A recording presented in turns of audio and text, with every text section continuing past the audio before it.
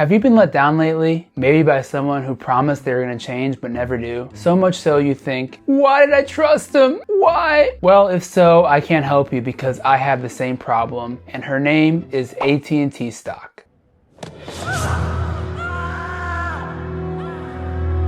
Before understanding what AT&T does, what the hell does AT&T even stand for? Is it A, Armenian tofu and tacos, B, angelic tea and Teletubbies, C, Abraham's ticklish toes, or D, American telephone and telegraph? Before there was Steve Jobs giving a keynote address on the iPhone, there was Alexander Graham Bell, the guy who invented the telephone. Yep, in 1885, Bell co-founded AT&T, and having been awarded the patent to build on his incredible invention, the company became the only game in town for long-distance telephone service across America, giving them an unbeatable advantage and de facto monopoly throughout most of the 20th century. But the AT&T today is not the same AT&T as you may think. This is because effective January 1, 1984, the same year Michael Jordan was drafted by the Bulls, the US government decided enough was enough and broke up AT&T's local telephone services into 7 distinct companies to promote better competition and consumer choices. Beautiful. This worked out pretty well, and one of those spin-off companies, Southwestern Bell Communications, or SBC Communications, acquired their former parent AT&T Corporation in 2005, and then they had to make the choice of either keeping the name SBC Communications or use the branding and name of AT&T, the iconic logo that carries a similar cachet as the Nike swoosh. Which one would you go with? Perfect. So now that we have a quick primer on AT&T, how do they make money and what's the breakdown in 2021? Keeping a multi-century tradition, AT&T's overwhelming bulk of revenues come from their communication segment. This includes things like wireless services and providing high-speed internet. But the business has diversified significantly over the last decade when they purchased DirecTV in 2014 and then acquiring WarnerMedia in 2018 after a long fight with the Trump administration. More on these debacles later. Anyways, in business performance, 2020 was rough on AT&T as while it did $171 billion in revenues, they had a net loss of $5.1 billion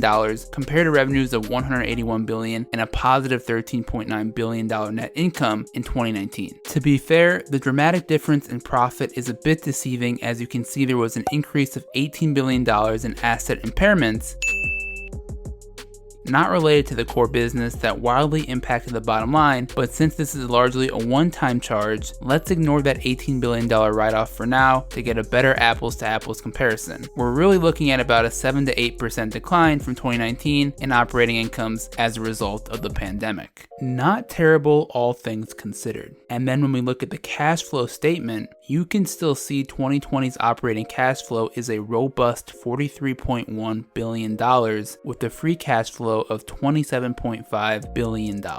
That's downright sexy, yet it's not all sunshine and rainbows because once they pay down some debt and dividends, their ending cash position actually decreased year over year and sits at just $9.8 billion to start 2021 against $150 billion plus in long-term liabilities. Not great. So I already know what you're thinking. Kobe, cut to the point. Why did you invest in this company? To which I'll say, it comes down to one word, the dividend. Well, technically, I guess that's 2 words. If you think about AT&T and the value it provides to investors, one of the main reasons investors hold on to the stock is for its holy grail dividend. In the land of near zero interest rates, a blue chip company like AT&T offering you over 7% just to hold on to the company is not a bad option. And there are a lot of retirees or near retirees that are in love with AT&T stock for that reason. In an unpredictable stock market where holding on to too much cash is considered a felony by personal finance aficionados, buying some AT&T can provide some stability in an investment portfolio filled with Tesla call options. But I'll fess up, it wasn't just the dividend that kept me interested. I really thought AT&T could have their stock re-rated by investors based on what I believe to be one of the hottest industries in the market, streaming. No doubt, as Netflix and Disney unlocked heaps of market value with their subscriber growth and Wall Street analysts were tripping over themselves to bump up their price targets, I had a hunch AT&T's presence with Warner Brothers and in particular HBO could deliver that same same type of subscriber fervor considering the amazing content that HBO produces on the regular. Which, by the way, since we're talking about HBO, I have a full-fledged excuse to use Sloan from Entourage as B-roll, and you know what? I might do it again later in this video. For real though, just to provide some context, AT&T stock has been stuck in the mud for a long time. I'm talking since the 2008 financial crisis era type of long time. Now, it's not a General Electric Freddie meets Jason scary type of stock performance, but it's pretty bad considering the dividends are the only thing keeping this investment positive looking back a 10-year horizon. Last year around this time when I invested in AT&T, I thought to myself, you know what, Kobe, there's positive tailwinds going on for AT&T right now, and if the stock market continues to rise, the absolute worst case will be the stock will remain flat year over year, in which I'll still receive a 7 to 8% dividend yield, and then I can reevaluate. Well, here I am a year later, and from my cost basis of $27.97, I'm actually down more than what the dividend pays out, while the S&P 500 is up 20% year to date. To say I'm brutally disappointed would be an understatement. And even though AT&T's current stock price is $25.70 with a market cap of $183.5 billion, a price to free cash flow under 7, valuation favorably aligned to its peers, and still a business generating heavy cash flow, my plan is to sell the stock regardless of how Wall Street reacts to earnings following this week. And it all comes down to 3 reasons, starting with number 3. Number 3, AT&T is consistently trading dollars for pennies, and I can't get over that. I'm going to use the word bold. I think you've been amazingly bold in your,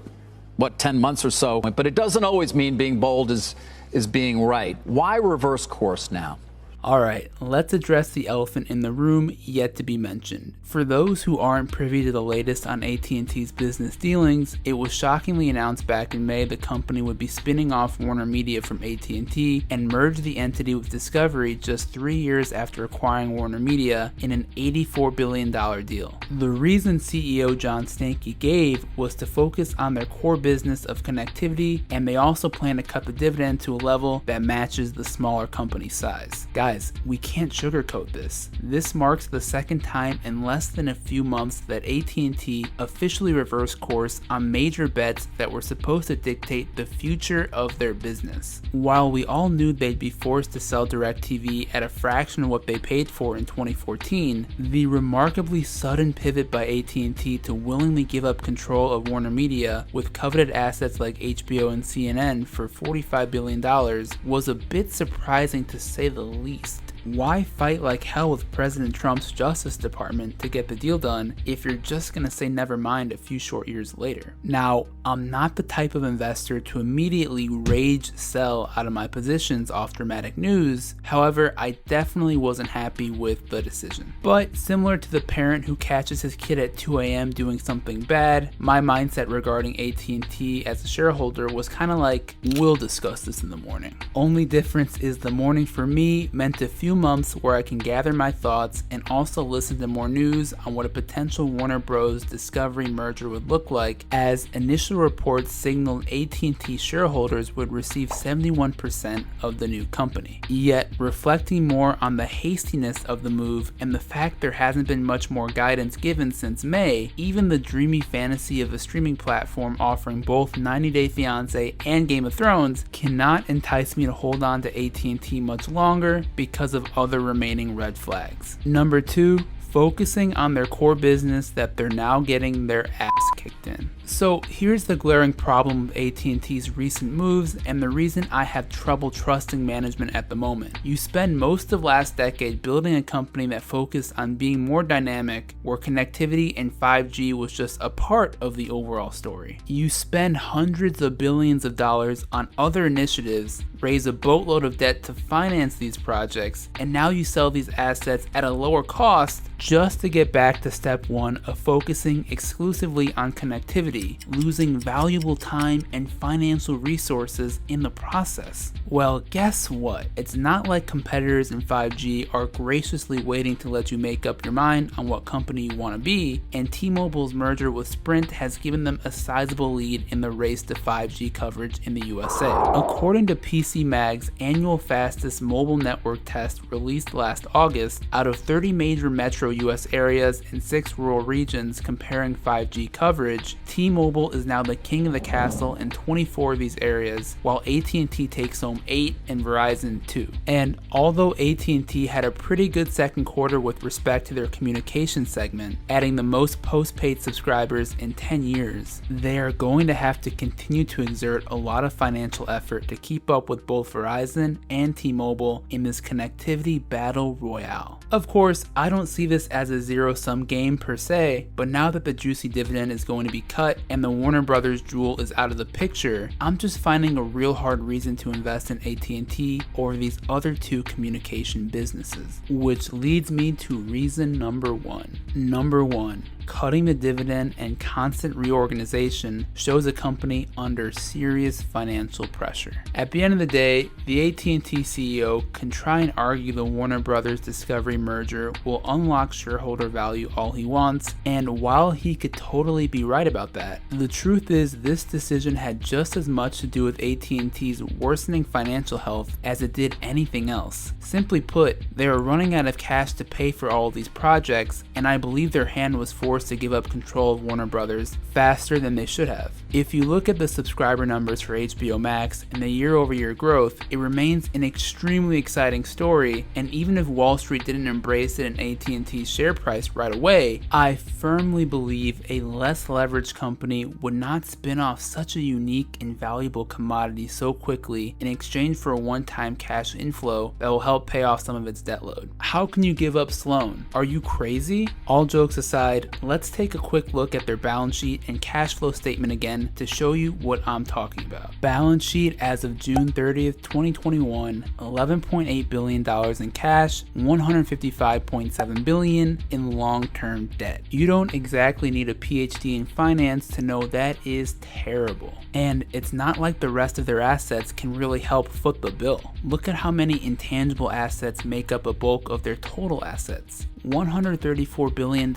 alone in goodwill. Yikes. Next up, we have the cash flow statement. Over the past 3 years alone, AT&T has paid back $120 billion in debt and has paid out $43 billion in dividends. Doing some quick math, that is $163 billion compared to only $135 billion generated from operating activities over the same time span. It's no wonder they're looking to cut the dividend. They're spending more than their business generates on just debt and paying shareholders. Where the hell are they going to find the money for things like, oh, I don't know, building out their 5G network? There's the f***ing money.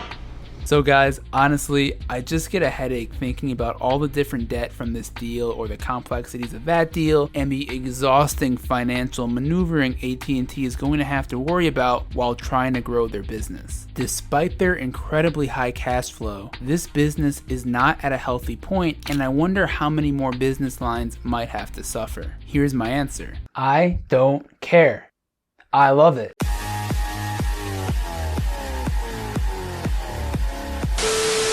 Point blank, upon second review, the debt load is too big, and I repeat, without Warner Brothers in their future plans, I personally don't think AT&T is worth my time anymore. Could the stock go back to $30 later this year? You never know, anything's possible. But do I consider this a buying opportunity? Hell no. There's way better companies to invest in. As this meme perfectly illustrates, I'm out. Anyways guys, that is the video. I hope you enjoyed. I hope you gained some value. Yeah, AT&T stock is just not the move for me. Even if WarnerMedia and Discovery turns out to be a big hit, I'll go and buy them after they merge, after it's finalized in 2022. I don't want to get stuck with AT&T anymore. Their debt load is too big, yada, yada, yada. With all that said, I hope you guys have a beautiful day or night, or whatever time it is. Oh shoot, you know what? That's all, folks.